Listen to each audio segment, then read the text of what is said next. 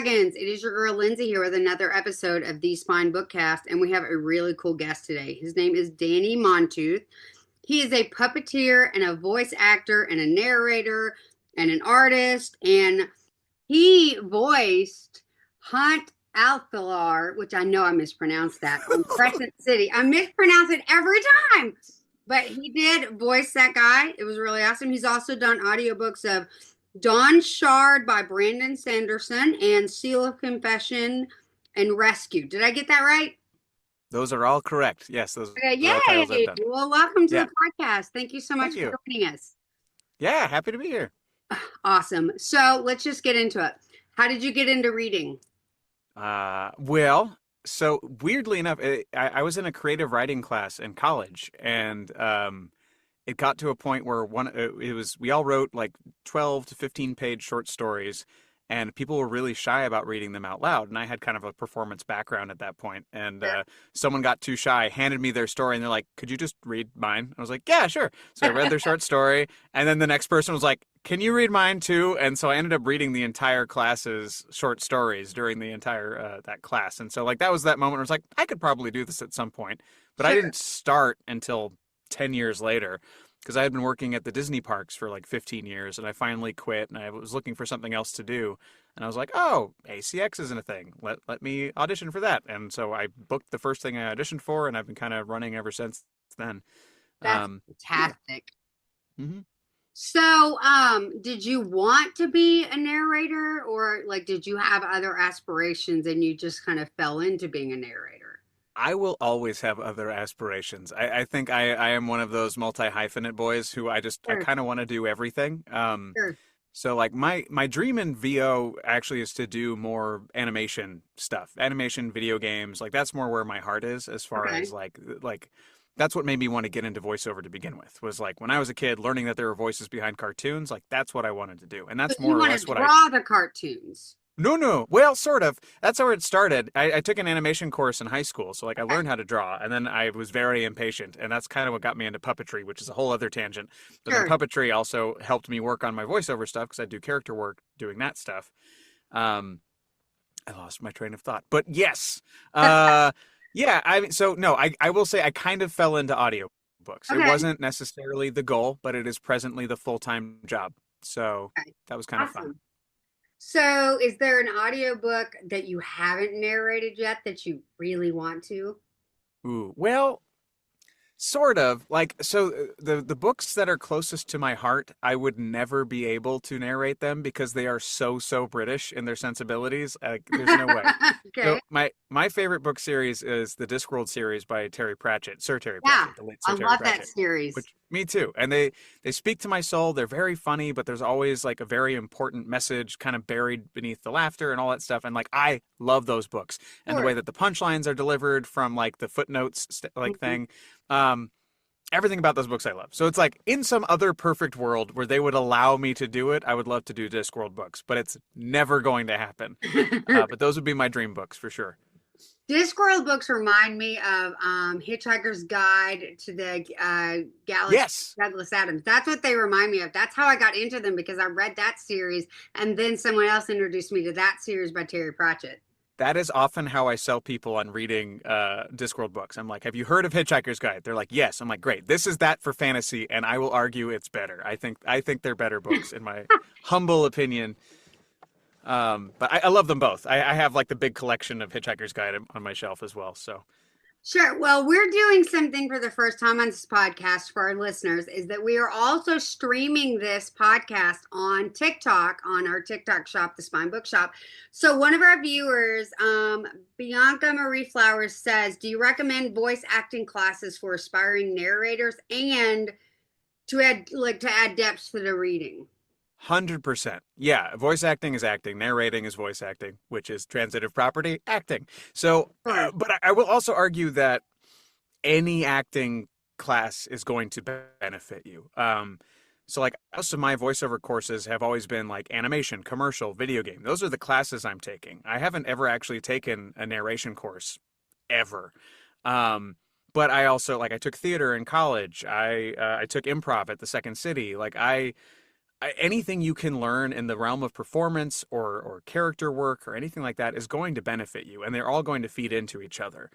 I do think at least some amount of coaching is required for audiobooks just because of the technical aspect, like Sure. where you got to be around your mic, how you're going to record, you got to know specs, you got to know like what your audio looks like. So you can't kind of go in and just be like, I'm just the voice guy. You have to learn a lot of things. Oh, I'm And sure. that's what threw me, because like performance wise, I felt comfortable, but then when it came to like the tech side of things, I'm very dumb. So I had to like hire somebody to help me out, and that's what got me where I am now. Gotcha. Um, Was yeah. there anything about narration that you didn't know that really surprised you when you got into it? How long it takes? I don't know. I think yeah, that's the thing, because like everything I trained on is so short form, right? You take an animation class, you're going to be given a piece of copy that's like 3 or 4 lines long, and that's your audition, right? And then you're out of there. So you have to be like clean and on it, and it's more of a sprint. Whereas narration is very much a marathon. You have to maintain momentum. You have to maintain your characters from chapter to chapter. You have to maintain tone, and you have to play the long game of like you got to know where the story's going so that you can ride that arc along with the listener. Um, so it's a lot more challenging, it's a lot more long form, and I think that was a big wake up call, because my first book was a series of anthology. It was an anthology series, so it was a bunch of short stories that weren't interconnected at all, so it still felt pretty short form. My first novel that I did, and I wish I remembered what it was, that broke my brain, because I was like, oh, I got to take so many notes. Oh, okay, I got to save clips of this character, so when he comes back in a later chapter, I remember what he sounds like, all that kind of stuff. Sure. um yeah, that's the scary part for me, the Yeah. long form. Yeah. What's the fun part? Oh, character voices always. And drama. Because it's more fun to play when people are in heightened emotional states, I think. So it's like I do end up doing a lot of romance books, and like there's always that third act breakup, and everything's like all their hearts are on the table, they're crying, everything's a mess, and I love getting to play these human moments that happen in the stories. Sometimes they're dry, like I've done some nonfiction too, but like Mhm. I think. Oh, so like for instance, today I got to do a creature voice because I'm doing an urban fantasy book right now, Okay. and he's described as gurgling in his voice, so I had to create a voice for this character that it was a gurgling fishman voice, and then he had 8 lines, and then we were done. Um, Okay. so I love stuff like that. It lets me think on my feet. So, have you gotten feedback from people who have heard your books? Not because we're Yeah. not going to repeat what I've said, but have you have you heard feedback from people who have heard your books? Like, what are some of the feedback things that you really like to hear? Yeah, I mean, I like to hear that people enjoyed it. I think that makes me happy. But the ones I remember, and I think that's just the way my brain is wired, is I used to screenshot and keep all the negative reviews because they made me laugh. Okay, Because like going in, you're not going to make everybody happy. You can't. sure, It's an impossibility. right. So, like I'll never compete with the voice in someone's brain. It's Oh just not no, going to yeah, happen, you right? can't. So, uh, my favorite one was actually a Hunt Athalar thing where they called me a dusty old fart was the description of my voice, because I implemented a character voice for Hunt, which was he's kind of down here and he's really grumbly and all this stuff, and they're like, yeah, dusty old fart, and I was like, That's yeah, how he's screenshot, kept it supposed forever. to sound. He's broody, right? But like it made me laugh because I was like, they really felt that. Like they were really mad about it, and there's nothing I could do about it. No, And to be fair, I was approved by the mass team. That's my biggest defense. It's like I had yeah. to audition for that. Um, but yeah, I don't know. I think that one's fun. But otherwise, people are really nice. They're like, I really like your voice. Can't wait to hear the next one. That always makes me happy. So, So, what kind of projects do you have coming up? well, I just wrapped up. Wrapping up presently. I still have 2 discs worth of pickups to do. But for graphic audio, I'm doing another Brandon Sanderson book, which is Wind and Truth, which is the 5th of the Stormlight Archive. At this Fun. exact moment, I'm recording a book called The Dark Summoner for Tantor, and I think that's it. Cool. Yeah, I've been doing a bunch of stuff. That's so awesome. I love that. So, what were some of your favorite books growing up as a kid? Oh, a giant nerd. So I grew up with like The Hobbit and Sure. Lord of the Rings. Eventually, I didn't start with Lord of the Rings. I started with The Hobbit. I started with Hobbit, Narnia. I was a big Scholastic Book Fair kid, so like I remember Absolutely. they made books based off of the Myst computer game, which was a huge hit in our house. And so they Yes. had like the Book of I Actress, the played that game. Book of Uru. Like I loved both of those. I was an Animorphs child, like kid books, all that stuff. But like fantasy and science fiction have always been my thing. And when I discovered things like Hitchhiker's Guide, where it would keep that genre but also make it smart and funny, Sure. I love elements of comedy in anything. Yeah. Um, so yeah, growing up, Hobbit for sure. I'm trying to think what else. Bruce Colville, I Left My Sneakers in Dimension X was a hit. Yes. The Wayside That School one. books. Yep. Wayside School books were a hoot. Holes, Louis Satchar, and I know I'm saying his last name wrong because it's been Satchar in my head my entire life, and I know that's Sure. not right. Um, I hmm. can't even pronounce Hunt's last name correctly, and I've heard it like 3 or 4 times, and I've read the book. So. Um, did you ever have a book, or maybe even for you as a narrator, hear a narration that just kind of left you floored about how good it was, that you were just like, that's it, that's it. Ooh. Um, okay. Confession time. I don't actually listen to a lot of audiobooks. What? I know. A I don't. scandal. I like to read. I will listen to them when I'm driving, which isn't very often. I'm trying to think if I have a favorite. I really liked, and I wish I remembered who it was. I was listening to Heir to the Empire, which is a Star Wars book by Timothy Yeah, Zahn, and they had I done a met him. re-release. Did you? Yes, I got He to. gave us Thrawn. What a I legend. know. Oh, I know. Just But it was like some anniversary edition, so they had re-recorded it. They added a few sound effects in there and stuff, and there were like little musical intros into the chapters. But the sure. guy narrating it did such a good job because there's like a Wookiee who can speak English in this book, and this poor man had to voice that every time this character spoke. And I'm like, you poor guy. Um, but yeah, he did a great job, and I wish I remembered his name so I could give him some proper kudos. But Yeah. I loved that, and I know I will love, but I haven't listened to it yet. There's Andy Serkis did the Tolkien books, Yes, I which want I would to love to listen listen to to. those. I'm a huge Andy Serkis fan Oh, for many reasons. I would stalk him so Yeah, much. I adore his work. So like I know I would love those, and similarly they did some Terry Pratchett books Yeah. recently with Bill Nighy as Oh, he would do the jokes in the footnotes, I think, I and love that was Bill like Nye. yeah, and he is one of many actors who they got for those, and Sure. it's one of those things like I know it's great, but I haven't listened to it yet, so Yeah, I it's don't one of know. the. It's like so. Sarah Addison Allen is one of my favorite authors. When I hear she's releasing a book, I don't care what it is. It could be a phone book. I'm going to order it because I have never been disappointed. And I'm just like, you don't even know what this. I don't care what the summary is. Just give me the book because I've never been disappointed about anything she's ever written. Just give it to me. I don't care what it's called. So I totally get that. There are just certain actors, certain narrators, certain people that you just, whatever it is, just give it. Give it to me right now because I know I'm going to like it. So. Yeah. I just I think got into audiobooks in the last maybe 2 or 3 years. And I have to say that I listened to Lights Out.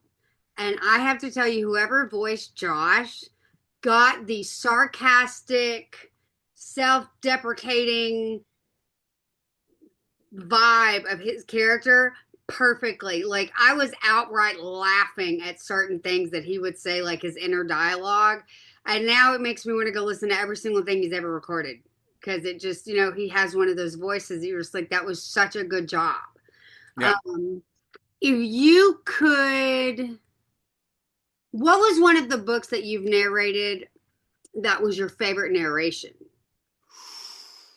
Yeah, we Ooh. don't do softballs here. Oh. Oh. Oh. Yes, I'm putting you Ooh. on the spot. Um.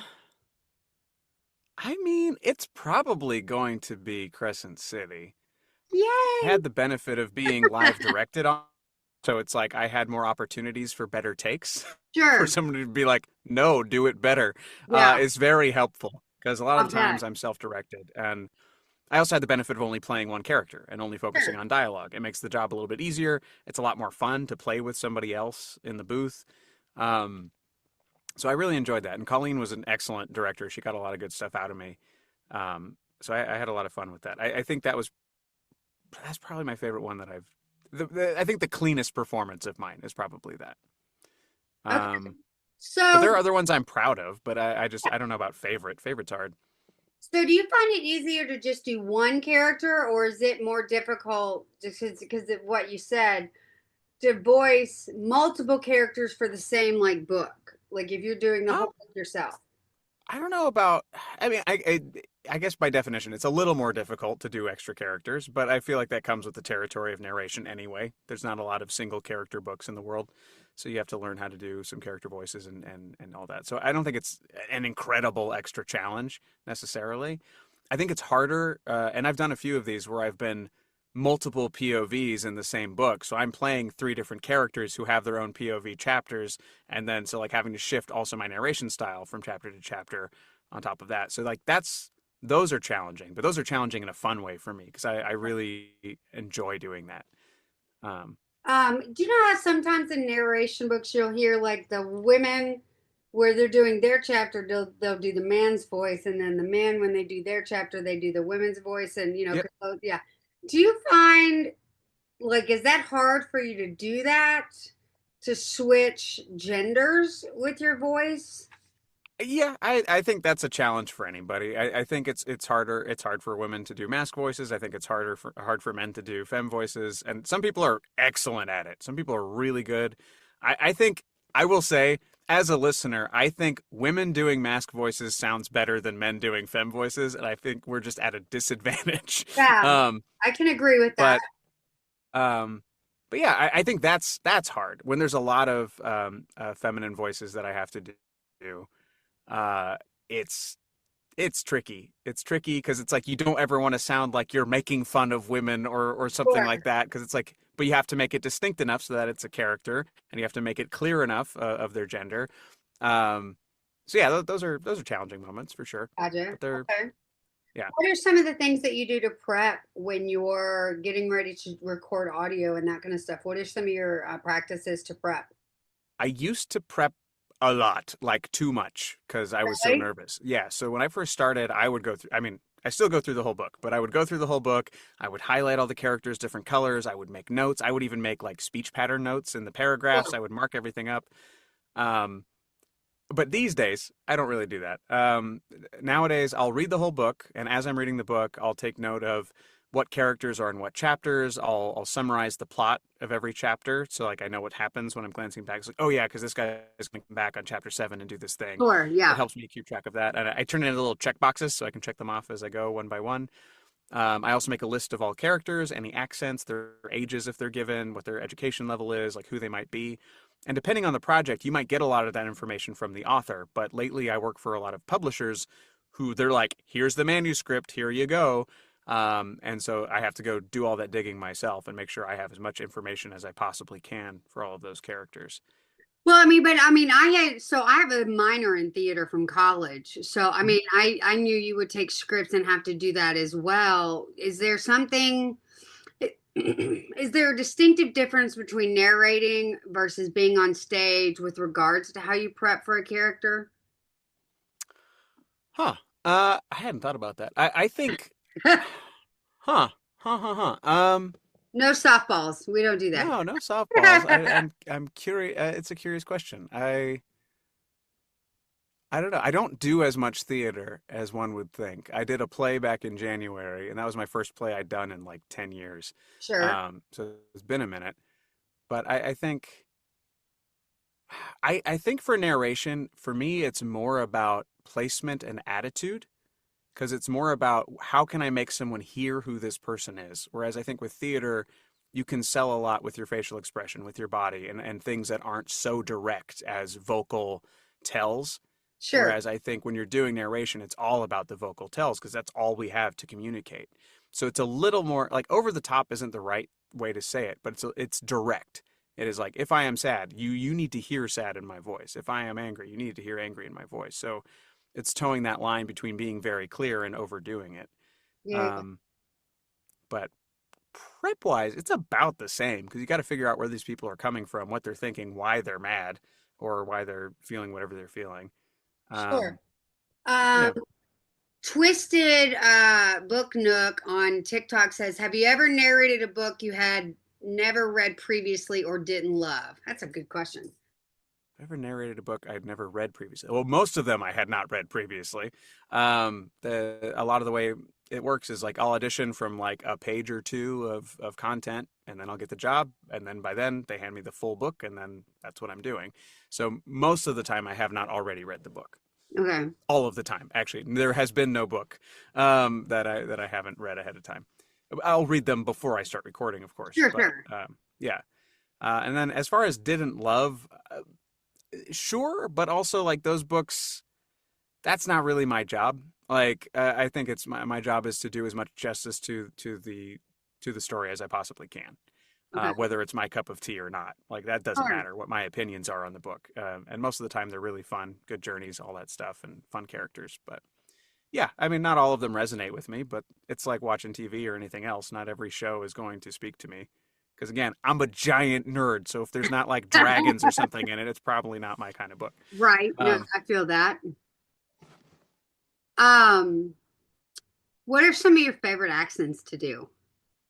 love doing Scottish. Scottish is a fave. There's a series I'm on, Enchanted Highlands for graphic audio, where I get to play Graham, a Scottish bartender who's kind of a smartass and hits on everybody. So he's a hoot to play.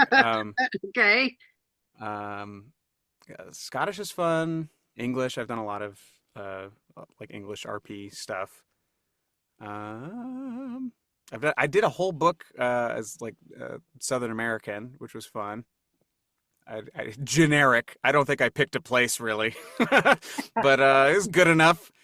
Um, What's the hardest accent you had to do? French. French is Really? hard. French. Why? It does. I can't wrap my brain around it. Or the problem with French is similar to like Irish for me, where it's like if I start doing it, it sounds like I'm making fun of somebody. Like it sounds like parody, and I feel really bad about it because it's like I'm Like really very trying, but it's Monty like Python-esque. yeah, like it borders on bad. And there was a recent book I did where I had to do a bunch of French lines because one of the POVs was a French character, and I was like, oh, woof. Granted, I got away with it because the character was from a fictional country between Germany and France. So I was like, cool, he can sound a little German, he can sound a little French, and I'll get away with it. Um, So I know that you and I talked about narrating any book ever written. So I know you said you wouldn't narrate any of your favorite books, but is there a book out that you've read, like, because Twisted also wants to know if you could narrate any book ever written, which book would it ooh, be and which character? That's a good question too. that is. Which character? So, Hmm. okay, so yeah, we'll answer this question twice then, because I feel like Okay. those are two different questions. It Because is a little bit of a different question because I asked you what your favorite book was. This is just any book. So yeah, it's a different question for sure. narrate any book ever written. Mm, I think I'd go Hobbit. It's very close to my heart, and we Yeah. talked about Hobbit already. Um, Character wise, though, that's a harder question. You're That's a very right. hard question. Uh, I like plucky hero archetypes, Sure. and I'm not sure like if anyone particularly stands out. Like maybe an Arthurian legend or something like that. Okay. I don't know. uh, You stumped him. okay, but if we said The Hobbit, and then I could only pick one character in The Hobbit, Sure.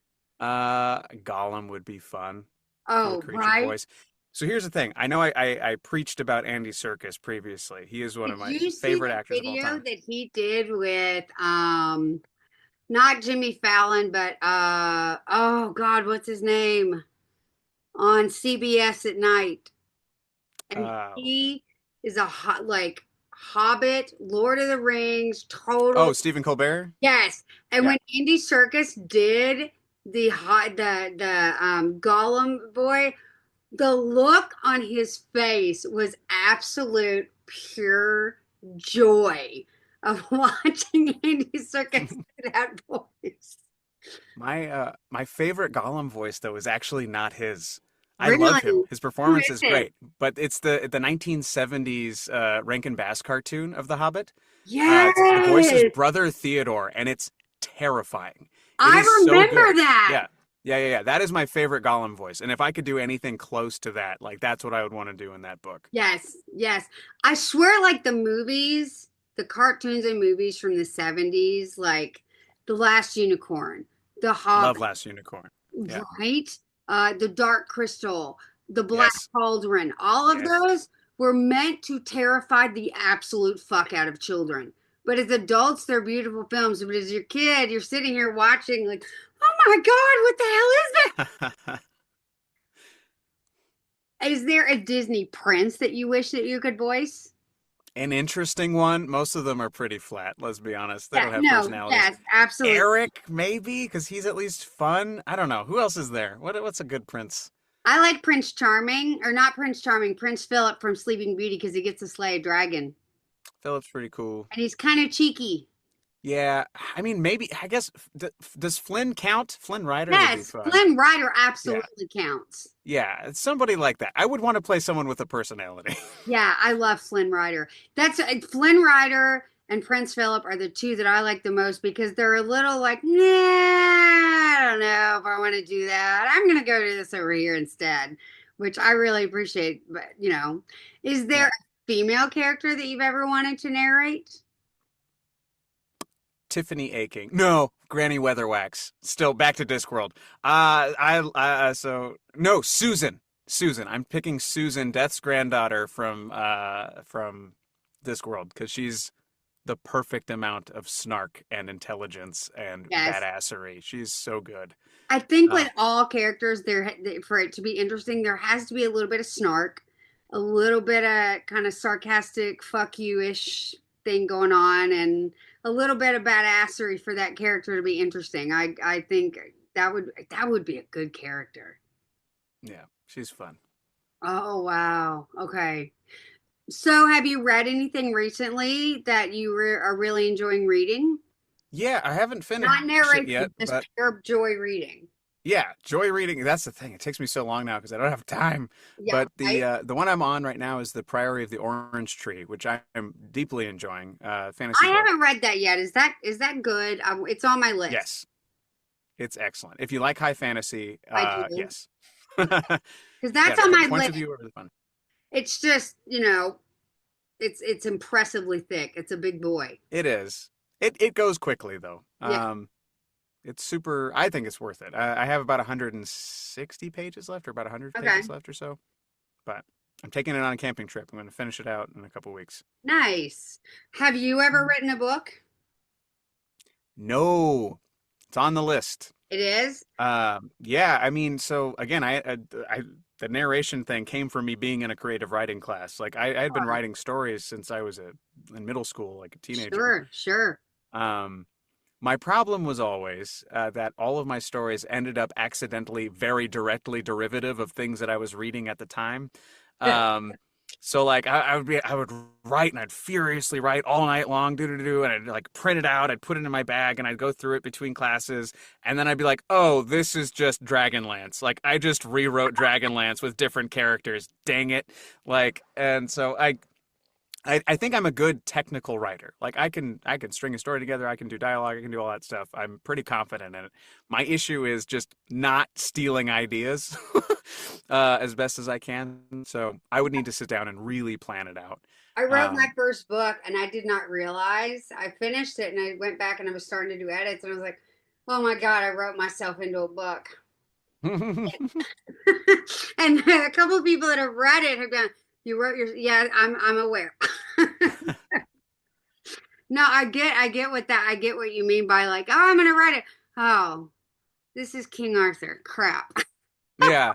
And it's not that stories can't echo, right? I think that's important, but I think it was just one of those things like this is very obviously like Dragons of Autumn Twilight with a different hat on. Like it was Yes. the book. And I didn't realize I was doing it at the time, which was like scared the hell out of me. Because like, but what if I do that and I don't remember what it was that I ripped off? Um, um, are you a pantser or a plotter when it comes to writing? a pantser?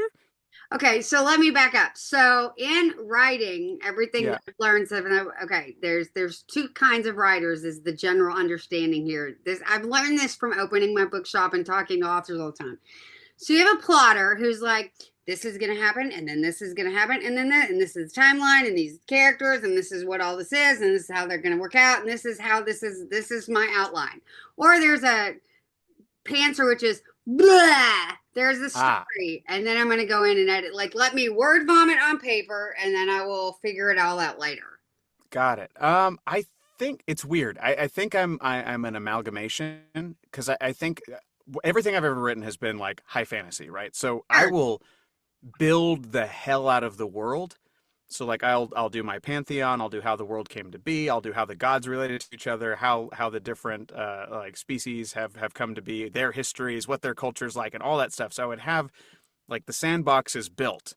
But sure, then when it comes to actually telling the story, I'd be like, this guy over here, now go explore the world. So once I would start actually writing, I there wasn't much plotting going on.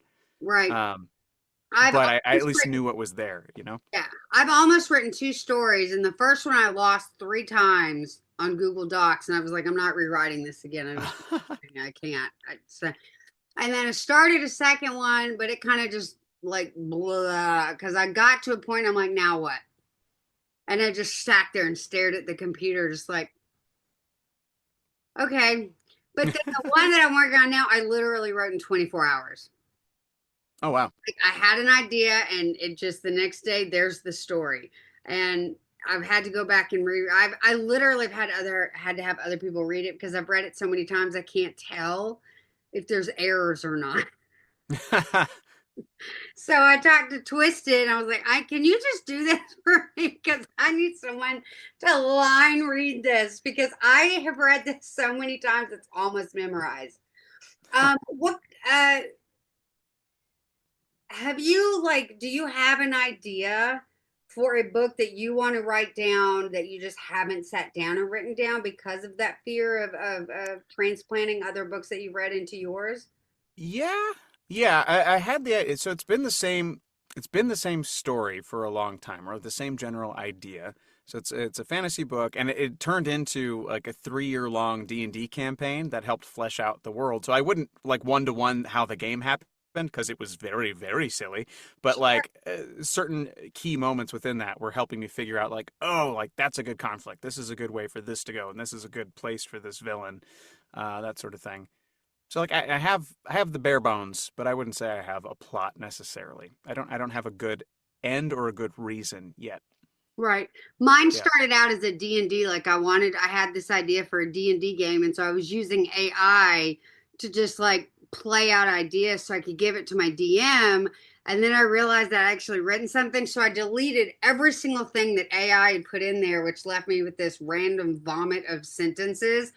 And then I went and I fixed it all myself and I rewrote the whole thing because I was like, I don't want to include AI in this. This is not what I want to do.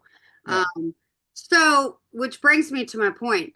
As a writer and a narrator, and you dabble in all the things kind of like I do. What are your thoughts with the direction of AI in books and even in narration? Because I know that a lot of people are using AI for narration too. What are Yeah. your thoughts on where that's going?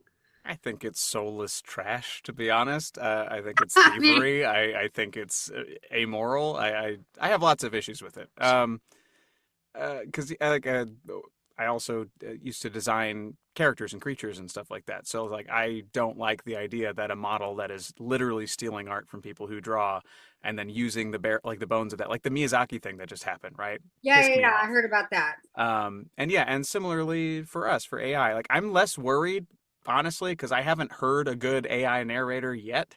I It's not to haven't say either. that it's not to say that it won't eventually get there, but the problem is they only got as far as they did by stealing people's voices It already. sounds flat. And yeah, yeah, it's weird Explain because the they don't Miyazaki understand thing. intention. Explain Yeah. the Miyazaki thing for us for those who don't know what that is, because I know I'm going to get emails about it. I mean, I'm losing. I've lost some detail on it, but basically, like some guy spent a bunch of money, and now you can Ghiblify yourself for Studio Ghibli, and make yourself look like Miyazaki's work, right? Hayao Miyazaki, great director, Love brilliant him. mind, wonderful artist, right? Everything he's ever done, I love. Yeah, and so people are just like, oh, look, I'll put on my picture, and now I've got me as Miyazaki. Look at me, I'm an artist. And that's where I draw many lines, where I'm like, no, you wrote a sentence and then got a thing, or you uploaded a picture and you got something else. But it's all built on the back of a lifetime of work of a master that Yeah. you're just stealing from. And you know the guy hates AI. Like, he Oh, hates it as a yeah. concept. Um, like there was that thing where like they were trying to do like AI walk cycles in a CG thing, and they were really proud to show him, and he's like, "No, this is like an affront to life itself." I'm misquoting, I'm paraphrasing, but Yeah. like he hates it, so like why would you joyfully throw that in his face?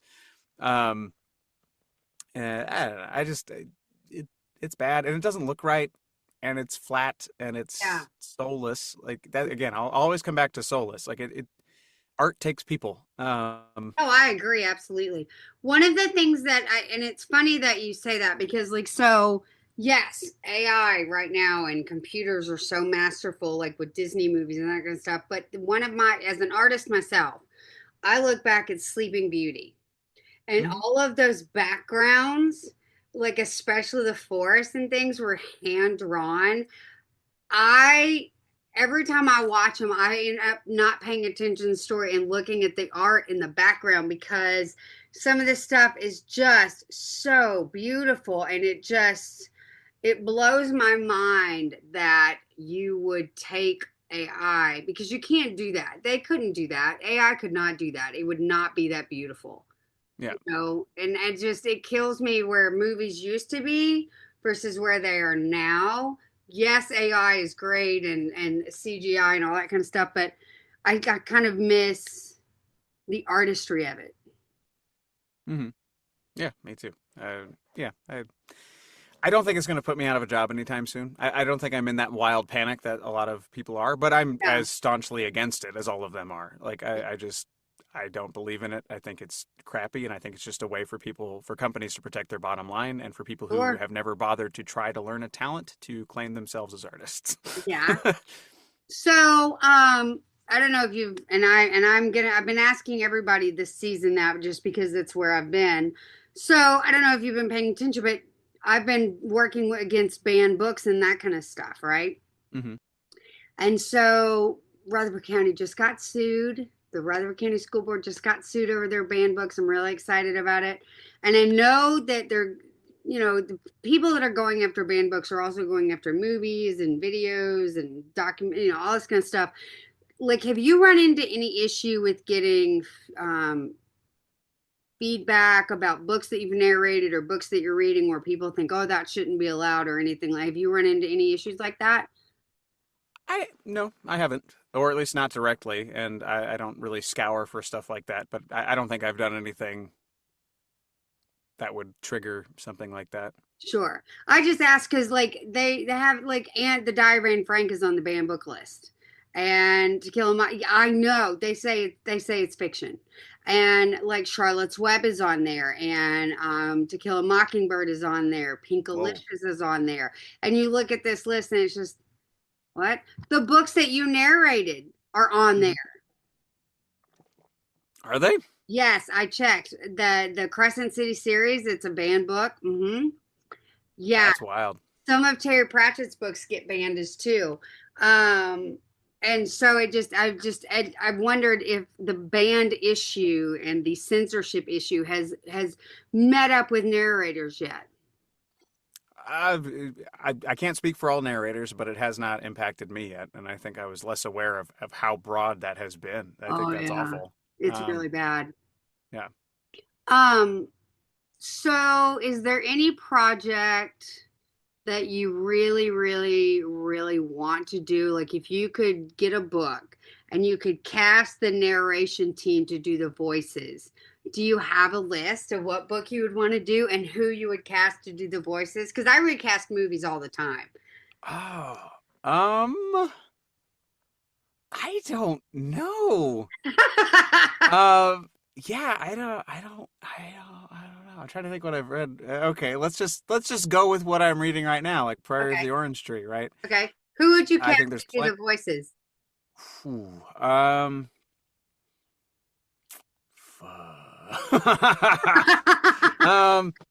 trying to think. Roos would be like man, I don't know. I would want to shove Sam Rockwell in there somewhere. I'm thinking in Oh, terms of I'm so celebrities, in not love with narrators Sam that I know. Rockwell. Oh Yeah, my God, I have the biggest crush on Sam Rockwell so much. It's ridiculous. he's excellent. Yeah, Oh, I love character actors. They're my favorite. oh, I've seen every movie he's ever done. It's borderline stalking how much I love him. Even Ninja Turtles. That's Yes, all I think of. Yeah, yes. menthol or I regular. did not know that he did that. And we were watching that with my daughter. And I never saw it. And we were just sitting there and I went, holy shit, that's Sam Rockwell. No, it's not. It is. I made them rewind it. Holy crap. Ah, that one blew my mind too. Galaxy Quest is still my favorite thing that he's ever Oh, done. absolutely. Yeah, yeah. But yeah, I don't know. Let's see. Who else? I'm trying to first of all remember all the characters in this book because there's a lot. Oh man, she's brilliant. Again, I don't know if any of these people would be good narrators because I more fan cast like film and TV actors in my head when I'm Sure, reading sure. books. Um, the woman who plays the protagonist in the Fallout TV series, I would put her in. What is her name? I know exactly who you're talking about. Um, I know who you're talking about. I can't come up with her name. yeah, and oh gosh, oh no, Wash's wife from Firefly. I am so Yes, bad at names today. Gabrielle Torres. Yeah, Gabrielle Torres. I might Gina throw her Torres. in there. That's her name, Gina Torres. Yes. I love her. Yeah, I don't know. That would take some thought. Yeah, it would take a long list and Yeah, a yeah, yeah, plan. yeah. I just asked because my mom and I at one point we had recast To Kill a Mockingbird because we're like, okay, if you ever remake that movie, which you shouldn't ever touch that Yeah, because it's sainthood as far as I'm concerned because you will never find another better Atticus Finch I ever. saw the play when it came around recently, the one Did that you? Aaron Sorkin redid the script for. Was it good? It was very good. There was one moment that kind of took me out of it, but it was brilliantly done. The Really? dialogue was great. Okay. Yeah, Yeah, it I was a good heard they play. were doing that and it was like, no, but Aaron Sorkin, I have gone back and I have rewatched every single show that Aaron Sorkin's ever done, and I have discovered that I'm an Aaron Sorkin fan, and I Oh didn't yeah, know that about myself. he's the master of the monologue. That Yeah. man is a genius. The what's the newsroom news show? Newsroom, yeah. My God, that whole monologue with Jeff Daniels and that's the only reason I watched the whole show is because that one monologue, I was like, I have to watch the rest of the show. And I remember being so pissed that it was only 3 seasons. Yeah. I I haven't wanted finished that one yet. so I'm much. like, Oh my yeah. God, it's so good. The only one I haven't watched is because it's only one season is the sports room or the sports desk or whatever that one is. Oh, I don't know that one. Yeah. So I love a good dialogue. Is there ever a dialogue that you would want to redo as a narrator, like a monologue? Um, no, I don't know. There's nothing comes to mind. Your I voice mean, went really high for that one. I I mean, I wouldn't say no. I think that's the thing. Is like I would do it if it came across my desk, but I don't think there's Sure. anything I'm dying to redo. I don't think, and especially if it's like generally speaking, if it's one of my favorite monologues, it's probably one that I feel is untouchable to begin with. Sure. Like I don't know what I would necessarily add to that. Yeah. Um, I just feel like there are certain things that are sacrosanct. Like yeah. Gregory Peck as Atticus Finch. That's it. That's done. It's done, you know. So yeah. No, I do, but I didn't know if there was one that you would love to take a swing at. Hmm. Like a Hmm. goal that you like, oh yeah, I know I've made it if I do this. How? Phew. No, no, no. I don't know. I don't know. No. No. No, I don't have one in the pocket for that. Do you have any interest in doing movies and television and as an actor, or are you Sure. content? Yeah. Yeah, yeah. So On? I've done a movie, but as a puppeteer. Sure. Read I've that. done Yep. some web series and stuff and all that jazz. But yeah, I'm actually interested in doing more on stage, on camera stuff as myself because most of my career has been me hiding, and I'm like, I don't feel like I need to do that anymore. Yeah. Um, so Is like I there a really show enjoyed. you would love to be on that's on right now? Ooh. Let's see. Any Star War. Exactly. Like I think you can kill me, make me a villain, make me a Wookiee, Yeah. make me a human lightsaber. I don't care. Just put me in the movie. I almost had a bit spot on Obi-Wan, and then they canceled it the 2 days before. No. If initially I was supposed to be on there as a trooper, and then they're like, Nice. "Hey, are you available for makeup? Are you comfortable wearing like full body makeup?" And I was like, "An alien? Hell yeah!" So I was like, "Yes, of course." And they're like, "Cool. Your call time would be like an hour or two earlier." And then I was like, finally, like, "Okay, this is happening." And I like told my family, and I'm all excited. And then like a couple hours later, it's like, "Oh, just kidding. They cut the scene." I was like, "No." Yeah. But yeah, I don't know. A Star Wars would be cool. I really like Severance. If I could shoehorn Oh, myself into that show, that would be a joy. yeah. Um, I have not watched it yet, but I've seen a couple scenes and I really want to watch it. it's great. It's Yeah. great. It's really good. And don't let anyone tell you anything about it. Just watch it. No, I tell people all the time, don't freaking spoil it for me or I'll never forgive you. So I've been on my Taylor Sheridan kick with like the Yellowstone and the 1923 and the 1883 and all that kind of stuff. And then I just finished season 2 of 1923 last night. I was so pissed. Oh my Hmm. God, I was mad. But yeah, like, and so do you watch Doctor Who at all? I did for a while. So I grew up watching like third and fourth Doctor quite a bit Tom Baker with was my my dad. first doctor. Yeah, Tom Baker was my guy. And then I started watching when Eccleston came. So I watched 9, 10, 11, 12. I missed, so I left off when, Jodie Whittaker. before her. I left in the middle Oh, of the run of, yeah. Yeah, I can't think. Yeah, Scottish man, independently angry eyebrows. can't think of what his name is now. Yeah, But yeah, I know who you're talking about. yeah. You know that his first season was written for Matt Smith, but Matt Smith left. So when he did his first season, that was not written for him. So it was Huh. totally out of pocket. But then when you get to his second season, it makes way more sense for his character. That does explain a lot. You should actually Um, go back and rewatch it because he's actually quite brilliant. yeah. No, I think he's great. I think I had more issues with the writing when he was on it Yeah, versus give it him another shot specifically. because that whole Yeah. first season that he did, all of that script was written for Matt Smith's doctor. But Matt Smith dropped out and they had the script, so they just went ahead and went with it. But then they tried as the script went along to evolve it to the doctor that Peter Capaldi, I knew Peter Capaldi, thank you. Peter Capaldi, his second season was much more organically Peter Capaldi. Cool. So Yeah, I think I made it at least through his first season. I don't. Yeah, I don't, it's been a gotta minute. give his That's second season a run because it's so much better. And I think Jodie Whittaker was brilliant.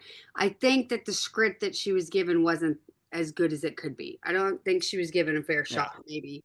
I heard good things, and I've seen like 2 episodes of the newest guy, I I've like him a seen lot. one and Um, I need to actually sit down and watch it, but I have no time for anything. yeah, that's kind of where I'm at. I get to sit and watch a show every now and then. Right? Yeah. Like Monday. Monday is my day that I do not leave the house and I get to watch whatever I want to watch and I'm not don't buy Monday. Monday is my day off. Nice. Well, we are about out of time. I want to thank you so, so much for coming on and hanging out with us. It's been a hoot. I really Yeah. talking to you so much. Happy to hang. Thanks for having Oh, me. absolutely. Thank you so much. And I will definitely tag you in social media when your episode airs. And guys, thank you so much for paying attention. You absolutely need to follow him. He is a brilliant narrator, absolutely brilliant. And I look forward to more stuff that you do. So I have stuff to listen to in the car. Thank you. You're All welcome. right. Thank you guys for listening. Have a great day. Make sure you like, subscribe, and follow. And tune in next week where we have an awesome one of my favorite authors. Bye.